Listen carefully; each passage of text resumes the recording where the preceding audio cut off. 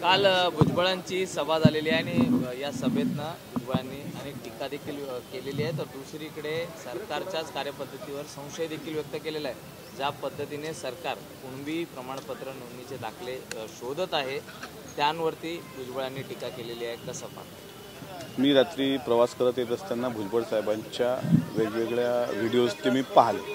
त्यांनी ज्या ठिकाणी ओबीसीच्या संदर्भात म्हणजे मेळाव्यामध्ये भाषण केलं ते भाषण पण मी ऐकलं, पण सरकारवर टीका केलं जे तुम्ही सांगताय ते व्हिज्युअल मी ऐकलं नसेल, म्हणजे ऐकलं नाही ॲक्च्युली।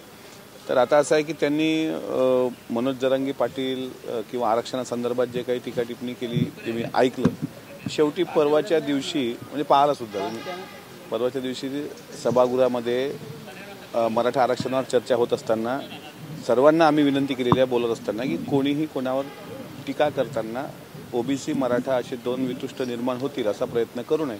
आमची पण दोघांना पण विनंती आहे, जरांगे पाटलांना विनंती आहे, भुजबळ साहेबांना पण विनंती आहे की अशा पद्धतीनं दोन समाज विचलित होतील असं कोणीही वक्तव्य करू नये। आणि त्याला सरकारवर नाराजीचा असलेला त्यांचा प्रश्न जो तुम्ही विचारलाय तर त्यांना जो अनुभव मांडायचा होता तो त्यांनी वैयक्तिकरित्या मांडला, पण सरकारमध्ये ते सध्या मंत्री आहेत आणि मला असं वाटते की हे भूमिका त्यांनी का मांडली याचं उत्तर ते स्वतःच दिले।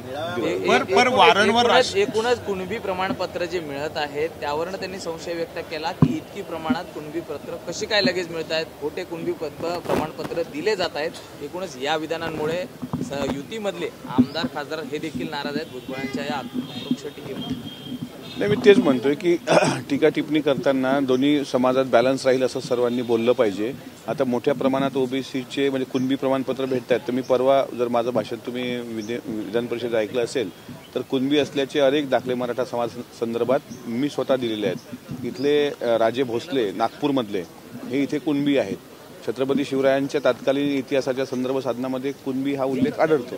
त्याच्यामुळे समाजाची मागणी रास्त आहे, पण आमच्या पक्षाची भूमिका ओबीसीच्या आरक्षणाला धक्का न लागता मराठा समाजाला न्याय मिळावा। आणि काल मुख्यमंत्री एकनाथराव शिंदे साहेबांनी तेच सांगितलं की मराठा समाजाला न्याय देण्याचा आम्ही प्रयत्न करू। वारंवार सरकारकडून सांगताय की ओबीसी समाजाला, मग भुजबळ एवढं का बोलतायत? आता तो अभिव्यक्ती स्वातंत्र्य आहे त्यांचं, त्यांना बोलण्याचा अधिकार आहे। मंत्री आहेत, सरकारमध्ये आहेत, त्यांच्याकडे कॅबिनेट मंत्रिपदाचा दर्जा आहे, मंत्रिमंडळात बोलले पाहिजे, पण असं का म्हणजे मुद्दामून तेढ निर्माण करण्याचं काम सध्या सुरू आहे का?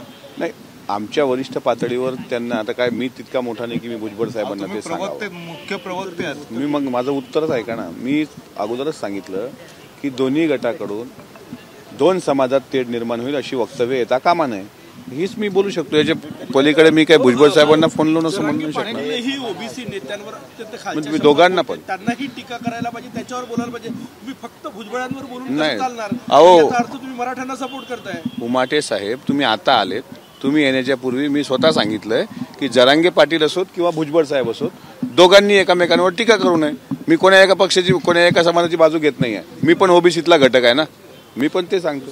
काल शिंदे समिती तुमच्या गटावरती जोरदार टीका केली आहे। पनवेल मेळाव्यामधून शरद पवार आणि अमोल कोल्हेंनी जोरदार टीका केली आहे तुमच्या गटावर, अजित पवार गटावर। काय टीका केली? टीका ते म्हणतात की शरद पवारांनी काय नाही केलं ते माहिती नाही अजित पवार गटाला। मग दादांचं नाव घेतलंय काय कोल्हेंनी? कोल्हे साहेबांना माहित आहे की कोल्हे साहेबांना शिरूर लोकसभेमध्ये कोणी मदत केली, ते कशासाठी भेटले होते। आणि मला पूर्ण विश्वास आहे की कोल्हे साहेब हे यांना बोलायला लावलं असेल, ते अंतःकरणातून बोलले असतील असं मला वाटत नाही। पण जर ते बोलले तर त्यांना अजितदादांनी काय काय मदत केली हे थोड्या वेळात मी स्वतः आपल्या समोर येऊन सांगेन।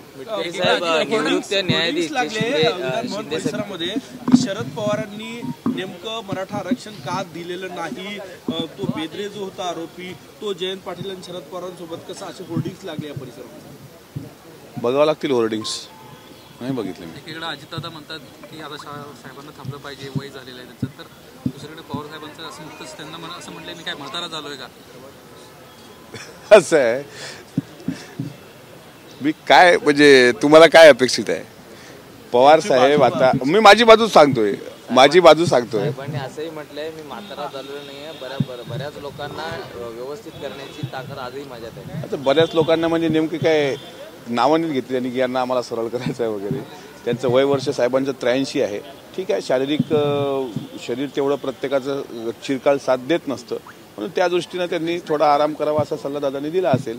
पण साहेब माणसांशिवाय जगू शकत नाहीत, हे साहेबांच्या जीवनाचं एक वेगळेपण आहे। त्यामुळे साहेबांना फिरण्याचा अधिकार आहे, साहेबांना बोलण्याचा अधिकार आहे. साहेब मोठे आहेत, त्यावर माझ्यासारख्या पामरांनी काय बोलावं?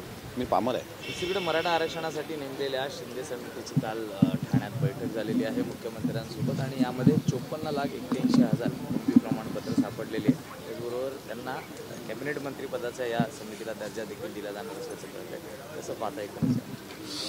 शिंदे समिती बरखास्त करा अशी भुजबळ साहेबांची मागणी होती. त्याचं कारण असं होतं की इतक्या मोठ्या प्रमाणात कुणबी समाजाचे जे दाखले भेटत आहेत त्यामुळे कुणबी समाज ओबीसी समाज नामशेष होईल का अशी भीती भुजबळ साहेबांना आहे. मात्र सरकारकडून जे मुख्यमंत्री महोदयांनी काल सांगितलं की कुणबी समाजाला कुठलाही धक्का ओबीसींना न लागता मराठा समाजाला आरक्षण दिलं जाईल, त्यामुळे मुख्यमंत्र्यांच्या शब्दावर महाराष्ट्राला विश्वास आहे आणि मला 24 तारखेच्या अगोदर ओबीसीच्या आरक्षणाला धक्का न लागता हे सरकार मराठा समाजाला न्याय देईल असं माझं वैयक्तिक मत आहे. त्या समितीला कॅबिनेट दर्जा दिला जाणार आहे. ते ठरवण्याचा अधिकार सर्वस्वी वरिष्ठ मंत्र्यांचा असतो आणि जर दिला जात असेल तर त्यावर आता भुजबळ साहेबांचं पण म्हणणं ऐकून घेतलं पाहिजे सगळ्या कॅबिनेट मंत्रिमंडळांनी आणि त्यांना पण बोलावलं पाहिजे. त्याच्यानंतर ते काय व्यक्त करतात भावना त्यावर निर्णय घ्यावा. अंतिम निर्णय घेण्याचा अधिकार त्यांना आहे. आज देखील मराठा उपसमितीची बैठक मुख्यमंत्र्यांनी तात्काळ बोलवलेली आहे. 24 तारखेची डेडलाईन सरकारला दिलेली आहे जरंगे पाटलांनी आणि या पार्श्वभूमीवरती सरकारी हालचालींना सुरुवात झालेली आहे. आपण युतीतले घटक पक्षातले म्हणजे आमदार आहात, कसं पाहता सरकारमध्ये? मी सांगतो सरकारकडून परवा संदीपान भुमरे आणि गिरीश महाजन हे दोन्ही सरकारमधले ज्येष्ठ मंत्री जरांगे पाटलांना भेटायला गेले होते. त्यावेळेस त्यांनी सांगितलं सरकार सकारात्मक आहे आणि त्याच वाक्यावर मी पण ठाम आहे. 24 तारखेच्या आत मराठा समाजाला हे सरकार न्याय देईल. एबीपी माझा, उघडा डोळे बघा नीट.